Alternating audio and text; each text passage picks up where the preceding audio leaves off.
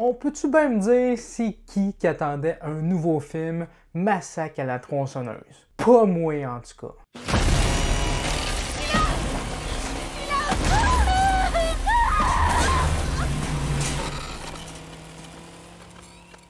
Salut tout le monde, j'espère que vous allez bien. Et oui, aujourd'hui, une toute nouvelle critique, je le sais, ça faisait quand même un petit bout de temps.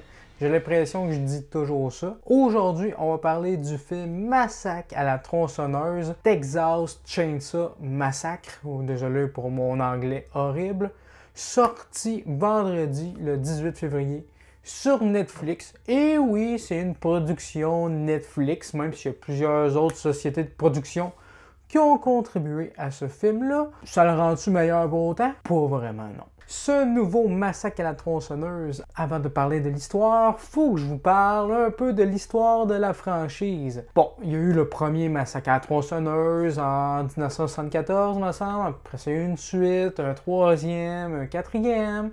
Après ça, il y a eu un remake en 2003, un préquel de ce remake. Ensuite de ça, en 2013, il est sorti le Massacre à la tronçonneuse 3D, qui était une suite oubliant tous les films sauf le premier. Donc c'était une suite directe au premier film. Après ça, il y a eu un préquel, Letterface, sorti en 2017, un préquel du premier film avec la suite celui de 2013, vous voyez où est-ce que je veux en venir. Et là, encore une fois, en 2022, ils nous font une suite au premier film. Donc, officiellement, ce film, c'est la troisième fois que c'est une suite du premier film. C'est le deuxième film. Vous voyez pas que c'est toujours de la merde vos suites au premier film, là? Arrêtez, s'il vous plaît. Donc, l'histoire de ce film-là, c'est que 4 jeunes gens, comme d'habitude, des adolescents, jeunes adultes, se rendent à la ville de Harlow, au Texas. C'est des jeunes influenceurs, entrepreneurs. Ils ont comme racheté le village, qui est comme devenu un village fantôme. Puis il va comme avoir des enchères là. Mais bien sûr, Letterface n'est pas très loin, puis il va s'en prendre à cette belle bande d'abrutis. Voilà le synopsis. Je suis quasiment sûr que c'est écrit comme tel le vrai synopsis, sérieusement. Donc, c'est une vraie production Netflix. C'est joli, il y a une belle photographie comme dans tous les films Netflix. Il y a toujours le même style de photographie, le même style de lumière. Quoique là, il joue un peu avec le soleil, vu que c'est au Texas, il est censé faire vraiment chaud. Mais sinon, il n'y a pas grand-chose dans le film. Le film dure à peine 1h20. Incluant le générique, donc il dure genre 1h13 sans le générique. Une affaire comme ça, il est vraiment trop court. Pas de développement de personnages, les 4 protagonistes principaux, on s'en fout.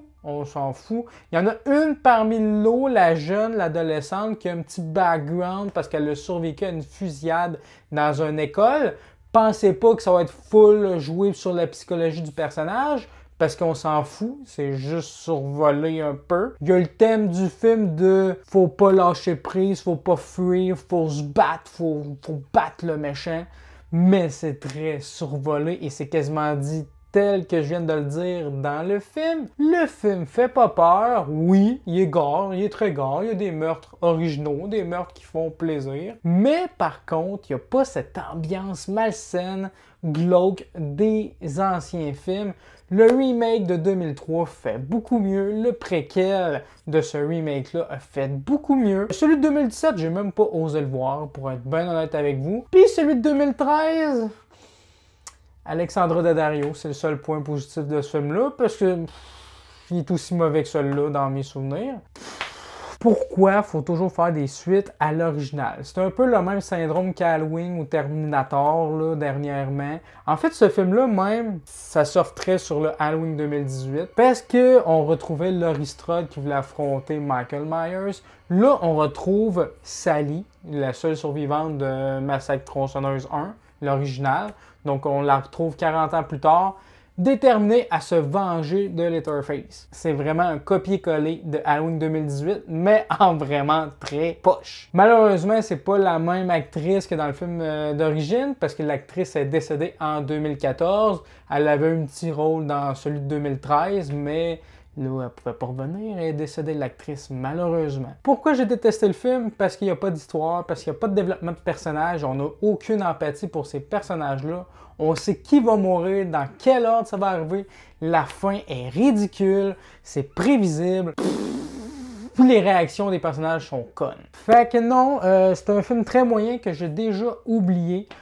Beaucoup de réactions incompréhensibles des personnages. Tu t'attaches aucunement à eux. C'est toute une bande d'abrutis. Je viens de le regarder le film. Je l'ai regardé littéralement il y a quelques heures, puis il n'y a même pas une scène qui m'a marqué. Il y a la fameuse scène que certaines critiques diront « Hey, la scène de l'autobus était vraiment géniale! » Moi, j'ai trouvé ça vraiment ridicule parce que les personnages sont complètement cons. Moi, je considère pas ça comme un spoiler, là, mais prenez-le comme vous le voulez. Là. Mais en fait, Letterface rentre dans un autobus que plein de monde qui font le party, ils regardent Letterface, ils pognent leur cellulaire, ils filment en direct. Ah, c'est un beau costume, ça, que de là. Puis, ben, ils se font tuer un à un. Seulement, les personnages, ils auraient pu se défendre au lieu de tous se ramasser dans le même petit coin de l'autobus, puis de rien faire. Ils n'ont même pas essayé de péter une fenêtre ou même de l'ouvrir. Tu vois à la fin de ce beau massacre, une femme ouvrir une fenêtre juste à côté de Letterface. Mais pourquoi tu l'as pas fait dès que coupé la première personne? Pourquoi tu n'as pas ouvert une fenêtre dans le fond puis tu es sorti de l'autobus? C'est le même tout le long du film. Puis la façon qu'il est introduit Letterface, c'est bizarre. Il vit dans une maison avec une vieille madame. Cette vieille madame-là, elle meurt d'une crise cardiaque. Fait qu'à cause de ça, Letterface recommence à tuer.